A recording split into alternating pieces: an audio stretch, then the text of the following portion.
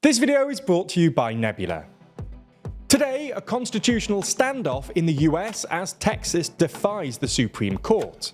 Argentinian President Javier Milei faces his first major strike, and Saudi Arabia opens its first alcohol shop in 70 years. From TLDR News, this is your daily briefing for Thursday, the 25th of January, 2024. Yesterday, Texas Governor Greg Abbott issued an explosive statement in defiance of the US Supreme Court, which issued a 5-4 ruling on Monday to allow US border guards to remove razor wire that had been erected at the US-Mexico border by Abbott and the state of Texas. The Biden administration and the state of Texas have been engaged in a legal battle over this issue, with the Biden administration viewing the Texas border policies as too harsh, and that the policy on this issue should be made by the federal, not state government, while Texas has argued that the razor wire was a policy of deterrence as large amounts of migrants have crossed in recent months. This brings us to the statement of yesterday, where Texas Governor Abbott stated that the federal government has broken its compact between the United States and the states. The governor then went on to say that Biden had violated his oath to faithfully execute immigration laws passed by Congress, instructed his agencies to ignore federal statutes regarding the detention of illegal immigrants, and that Biden had enticed migrants to go to the dangerous waters of the Rio Grande to enter the United States as opposed to the 28 legal points of entry. He concluded his statement by saying that Texas has the right to defend itself under the Constitution and ordered state agencies to secure the border, even stating that Texas's constitutional authority to protect itself supersedes federal statutes to the contrary. This claim of authority has made Abbott order that razor wire continue to be added, going against the Supreme Court. This ignited a political firestorm, with Republicans, Texans, and non-Texans supporting the governor, while Democrats, including Texas Representatives Joaquin Castro and Greg Casar, asking Biden to assert federal control over the Texas National Guard so that the state can comply with the US Supreme Court decision. At time of writing, President Biden has yet to weigh in, but his response will be telling. If he lets Abbott defy the Supreme Court, it could allow other states to do the same. If he steps in, many Republicans will claim the president is infringing on the rights of the states. This is especially contentious, as there is a general understanding in American politics that decisions by the Supreme Court are to be respected and honoured. There's been precedent before in regards to states defying the Supreme Court. In 1957, Arkansas failed to comply with a Supreme Court decision that declared that racial segregation in public schools was unconstitutional. President Eisenhower subsequently issued an order to federalize the Arkansas National Guard and enforce the decision. Biden could do the same, but whether he does remains to be seen. There's more on the way, but be sure to subscribe and ring the bell to make the daily briefing part of your daily routine, or just search for us on your podcast app to listen along. Argentina's largest labour union launched a major 12-hour strike on Wednesday in opposition to reforms introduced by ultra-libertarian President Javier Milei. Since entering office in December, Milei has announced widespread reforms that include privatizations, the loosening of certain worker protections, the scrapping of some price controls, and budget cuts. Tens of thousands of protesters joined demonstrations on Wednesday, organised by the CGT union, which vowed to not yield an inch of what has been achieved on workers' rights. The strike impacted a range of sectors, particularly transport.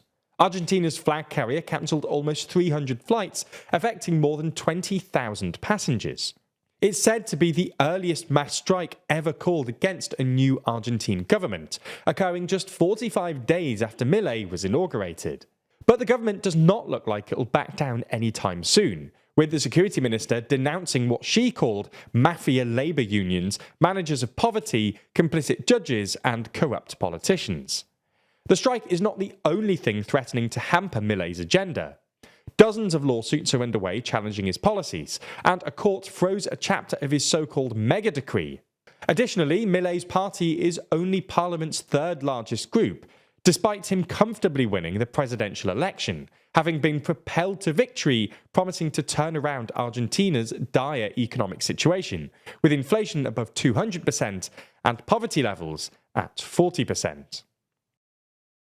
The US state of Alabama will today carry out the country's first execution using nitrogen gas, after the Supreme Court rejected a last-minute appeal by death row inmate Kenneth Eugene Smith. The nitrogen hypoxia execution will see a mask deliver nitrogen gas into Smith's body, depriving him of oxygen until he dies. Smith is the first person in the United States, and possibly the world, to be executed using this method. Back in 2018, Alabama became the third state to authorize nitrogen gas executions, as the drugs required for lethal injections became increasingly difficult to acquire. Smith has been on death row for 3 decades, having been convicted for the 1988 murder for hire of a pastor's wife. He survived a botched lethal injection execution in 2022 that helped prompt a review of how Alabama carried out the death penalty.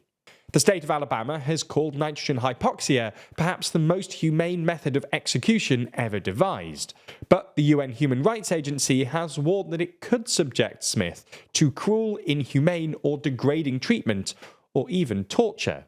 And his lawyers argue that the state is using him as a test subject for a method that could leave him in a vegetative state, or leave him to choke to death on his own vomit due to nausea. Smith's execution is set to take place within a 30-hour time frame beginning at 12 a.m. on Thursday and expiring at 6 a.m. the next day. Saudi Arabia is opening its first alcohol shop in more than 70 years, but will only sell to foreign non-Muslim diplomats. It's a move that appears to be aimed at regulating diplomatic alcohol supply, not necessarily relaxing the laws, as diplomats have already been consuming alcohol there for a while now.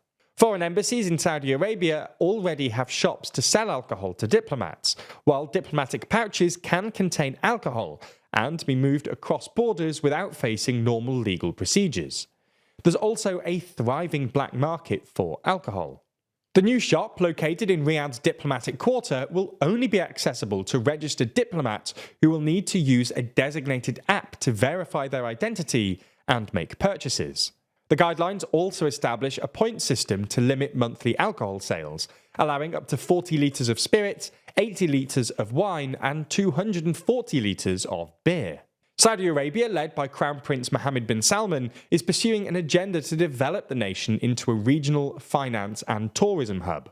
Other Gulf states like the UAE have allowed non-Muslims to drink in hotels and licensed restaurants for years, so there's been speculation for a while now whether these alcohol exemptions would be put in place.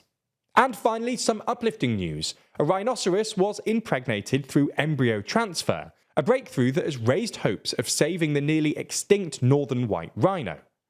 Scientists successfully transferred a rhino embryo created in a lab into a surrogate mother. The successful procedure was carried out on a southern white rhino, which is a well-populated, closely related subspecies of the northern white rhino. Scientists now hope to repeat the procedure with northern whites, of which there are only 2 remaining in the world, both female.